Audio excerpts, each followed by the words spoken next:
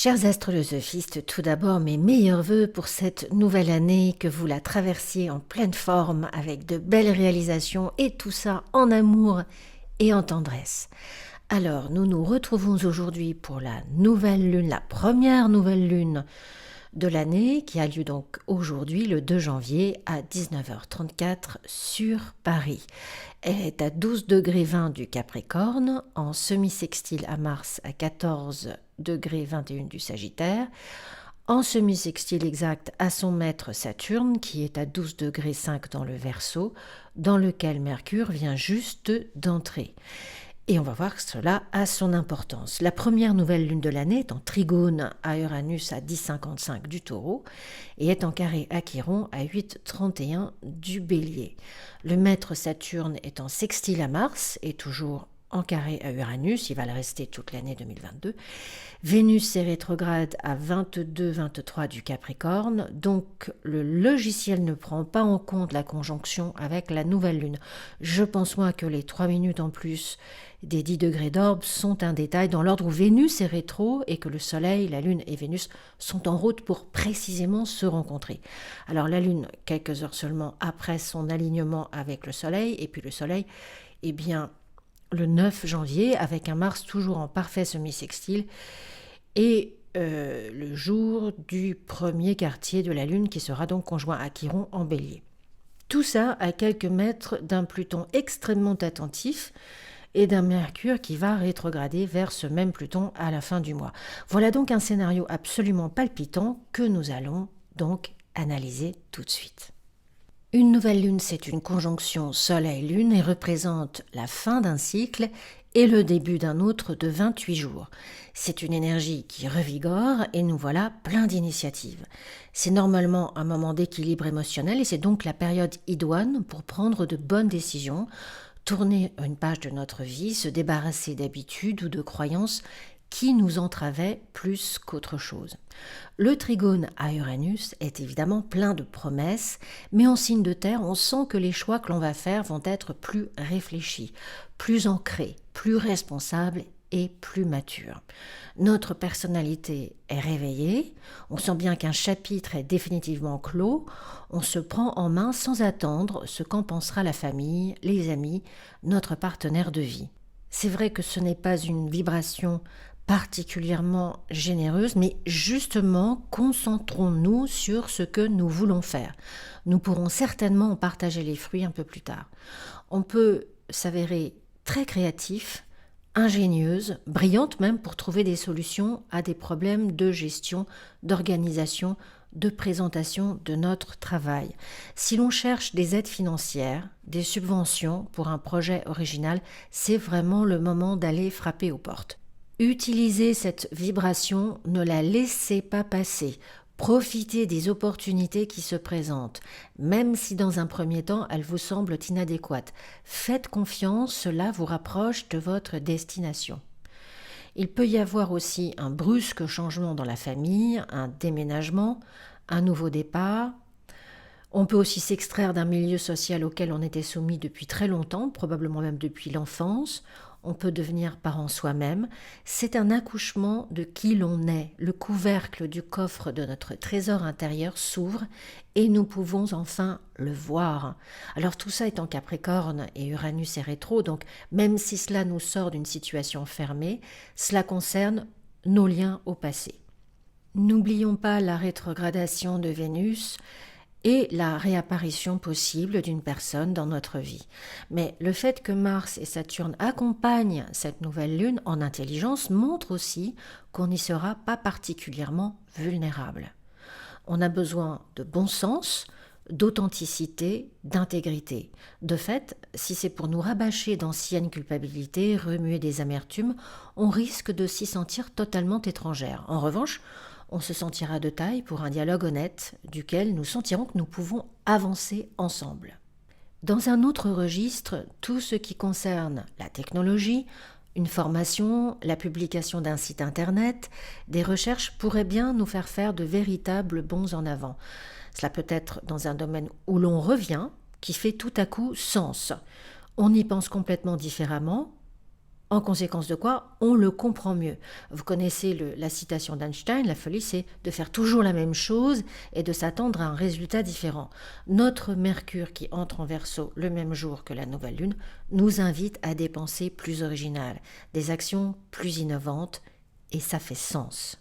Alors, le carré à Chiron en Bélier, c'est surtout tout cet archétype saturnien, vertical, paternaliste, qui incarne l'autorité le plus naturellement qui soit, et dont le bélier, lui, ne comprend pas l'utilité. C'est ça ce carré. Le bélier a une idée et il la suit immédiatement. C'est toute la vie, tout de suite et maintenant. C'est chaud, c'est vibrant, c'est sexy. Pas que le Capricorne ne soit pas sexy, il l'est tout autant, mais c'est plus contrôlé, c'est différent. Il a un agenda, des rendez-vous immuables, des règles, des modes d'emploi à respecter. Puis c'est plutôt froid, le bélier c'est chaud. On voit donc pourquoi ces deux entités se gênent aux entournures. Cependant ici, Chiron est en sextile à Saturne et en trigone à Mars, donc les maîtres de ces aspects, et donc même le carré réveille et stimule ce qu'ils ont surtout en commun, c'est-à-dire une passion pour les défis et ce qui va de l'avant. Leur ambition obstinée les conduit à surmonter quasi tous les obstacles qui se dressent entre eux et leurs objectifs. Sauf que l'étendue des opérations est beaucoup plus large et plus conséquente pour le Capricorne, et souvent s'il fait un faux pas, il sort du jeu, là où notre entité bélier, même si elle se trompe, elle est toujours capable de recommencer depuis le début. Je pense surtout que cette première lune de l'année nous dit qu'elle comprend qu'il y a des lois, des codes, des obligations et tout le tremblement, mais malgré tout, elle suivra sa propre idée, s'organisera en fonction de sa stabilité personnelle, individuelle. Alors il y a beaucoup toutes les personnes nées entre 65 et 69 sont très concernées par cette nouvelle lune. Surtout celles qui sont nées entre 65 et 66 avec leur conjonction Uranus-Pluton en Vierge très rapprochée. Il existe vraiment une ascension, une vision très claire de ce que l'on veut entreprendre. Alors c'est le moment d'instaurer une vraie discipline dans votre quotidien et de ne plus en bouger d'un iota. Vous pouvez accomplir de très grandes réalisations en restant concentré sur votre objectif. Voyons maintenant la suite pour le mois de janvier. Alors on l'a vu, le 9, le Soleil est en conjonction avec Vénus rétrograde en Capricorne. La Lune en Bélier conjointe à Chiron le 8 et le 9, et Mars va former un carré exact avec Neptune le 11. Alors on ajoute à ça Mercure qui était stationnaire, puis rétrograde est le 14 janvier, en carré à Uranus en Taureau. Bon alors la sagesse nous demande d'être proactive dès le 3 janvier, dès lundi 3 janvier, et de lister tout ce qui doit être réglé en termes de problèmes. Vous vous faites une petite liste, juste dans l'ordre de ne rien oublier, comme ça, pas de mauvaises surprises. Le Soleil conjoint à Vénus rétro en Capricorne nous permet de réajuster nos comportements actuels ou en écho avec ce qu'il s'est passé dans notre vie affective ou familiale fin 2013, début 2014, c'est-à-dire il y a 8 ans. D'une façon générale, recherchez dans quelle maison tombe cette Vénus rétro en Capricorne, car elle vous donnera le domaine dans lequel ce comportement a besoin d'être changé. La maison où a lieu la rétrogradation représente le type d'événement extérieur dont se sert le questionnement intérieur. C'est une sorte d'excuse en quelque sorte. Bon. Les maisons dont Vénus est maîtresse, c'est-à-dire les maisons où l'on trouve le taureau et la balance dans votre thème, dans notre thème, représentent les lieux où la réorientation de nos valeurs devrait être le plus tangible. Je veux dire même de façon le plus positive. Vénus reste en Capricorne jusqu'au 6 mars, de toute façon, donc on a quand même le temps de voir cette évolution-là, mais cette conjonction avec le Soleil n'est pas anecdotique, d'autant que la prochaine pleine lune, le 18 janvier, sera en Cancer, en opposition large avec cette conjonction. Une situation peut donc commencer son dernier chapitre ou le clore. Alors cependant, méfions-nous Méfions-nous des déclarations ou des décisions que nous prenons par orgueil ou par goût du mélodrame, elles pourraient nous causer beaucoup de solitude, d'amertume et de regret plus tard. Gardons aussi en tête que nous aurons une autre conjonction Soleil-Vénus directe cette fois-ci, en Balance, le 22 octobre 2022, donc qui clora en fait ce cycle avec la Balance.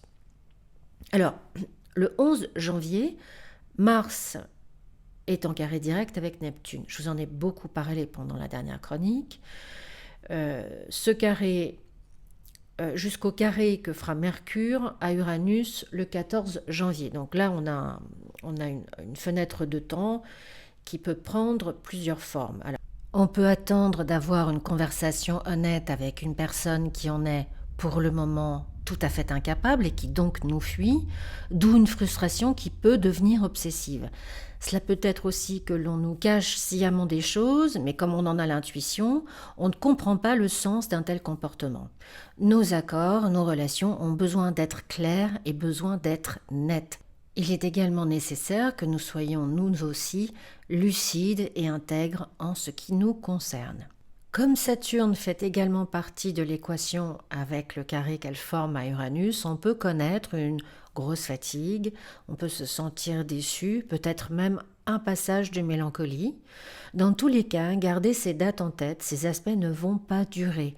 Ne soyez pas celle ou celui qui aggrave la situation et prenez soin de vous comme le trésor inestimable que vous êtes. Évidemment, ces jours-là, pas d'alcool ni drogue, cela nous compliquerait drastiquement la vie de devoir rattraper des paroles ou des gestes que nous ne contrôlions plus. Une dernière chose sur ces aspects pendant ces quelques jours, pas de dépenses inutiles ou désinvoltes. Et au cas où nous aurions des dettes, c'est le moment de s'en occuper, d'aller frapper aux portes pour des conseils ou des aides. Soyez réactifs car dans quelques mois, les conséquences de notre inaction pourraient multiplier nos problèmes par 2. Le 14 janvier, Mercure passe en mode rétrograde à 10 degrés du Verseau, repasse en Capricorne le 27 janvier et va reparcourir les 7 derniers degrés du Capricorne, soit du 30 au 24e degré jusqu'au 4 février, où il redevient direct. Alors vous connaissez toute la chanson, courrier en retard, emails incompréhensibles, perte de nos clés, la voiture qui ne redémarre plus, les trains annulés, notre connexion internet capote juste avant un visio important, date de rendez-vous incomprise, malentendu considérable, etc., etc., etc. Tout le cortège de cette punition trisannuelle. Alors anticipons cette période et surtout, gardons notre calme. Alors croyez bien que c'est un conseil que je me donne avant tout à moi-même, qui trépigne encore d'agacement dans des situations que je connais pourtant par cœur. Qui, une fois dans sa vie, n'a pas attendu plus d'1 heure au téléphone qu'un technicien ou un conseiller d'un fournisseur d'accès quelconque vienne nous secourir pendant une rétrogradation mercurienne. Et notre frustration qui monte d'un cran toutes les 5 minutes, et encore d'un cran, jusqu'au moment où enfin, quand un interlocuteur parlant mal notre langue répond, il reçoit toute notre furie amphigorique dans l'oreille et nous raccroche au nez. Chers astrolosophistes, une fois pour toutes, sachons que lorsque Mercure est rétrograde, et cela dans n'importe quel signe, nous sommes matés. Nous sommes condamnés à être patients, encore plus raisonnables, encore plus attentives à nos paroles, nos écrits et même nos gestes. Combien d'entre nous se sont fracturés des os pendant ces 2 semaines parce que nous n'avons pas pu mesurer notre entrain. Est-ce utile de le rappeler, mais je le rappelle tout de même, Mercure rétro en Verseau égale ultra prudence en voiture et l'utilisation de toute mécanique. Bon, maintenant un peu de sérieux. Alors, le 23 janvier, le Mercure repasse devant le Soleil à 3 degrés du Verseau. Le 29 janvier, il retrouve Pluton à 26 degrés du Capricorne. Et le 31 janvier, il est conjoint à la Lune à 25 degrés en Capricorne.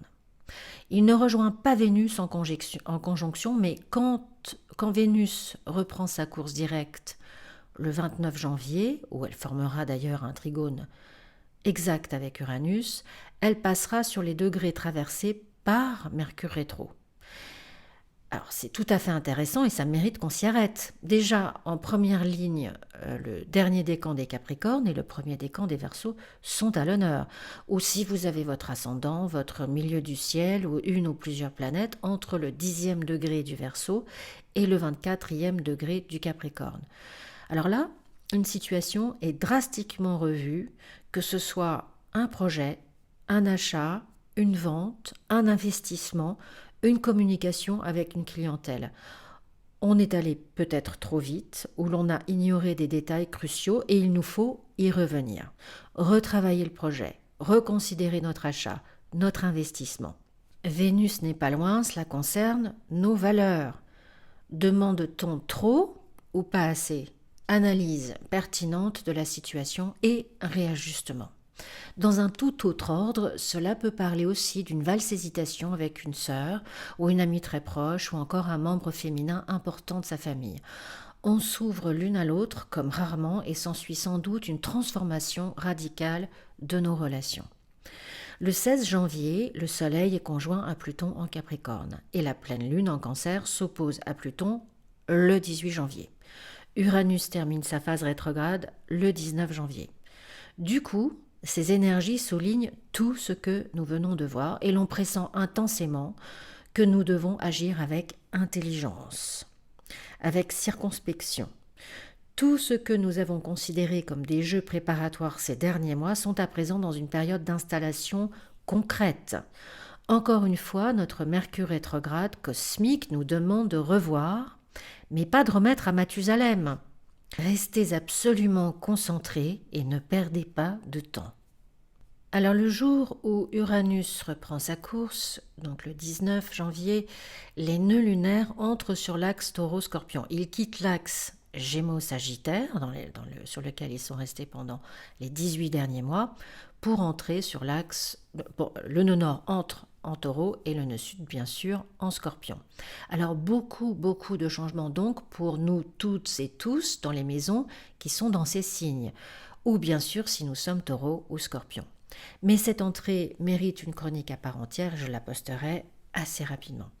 Juste que l'on garde en tête que les maîtresses de ces signes, Vénus, Mars et Pluton, sont bien sûr concernées. Enfin, Mars entre en Capricorne le 25 janvier et va rapidement faire un sextile à Jupiter, puis à Uranus début février. Mais on verra tout cela dans la prochaine chronique. Beaucoup d'organisation nous est demandée en ce mois de janvier afin de faire la place à notre ambition, notre projet professionnel ou notre projet de vie. Un équilibre doit être trouvé entre ce qui est rêve et réalité, ce qui est illusoire et ce qui est possible. À nous de faire preuve de perspicacité et d'inventivité. Voilà, mes chers astrolosophistes, cette chronique est à présent terminée. Vous pouvez me retrouver pour une analyse personnelle de votre thème et des transits qui vont y avoir lieu en 2022 à l'adresse qui s'affiche à l'écran astrolosophicafé@gmail.com. À nouveau, je vous souhaite une magnifique nouvelle année et je vous dis à bientôt sur Astrolosophie.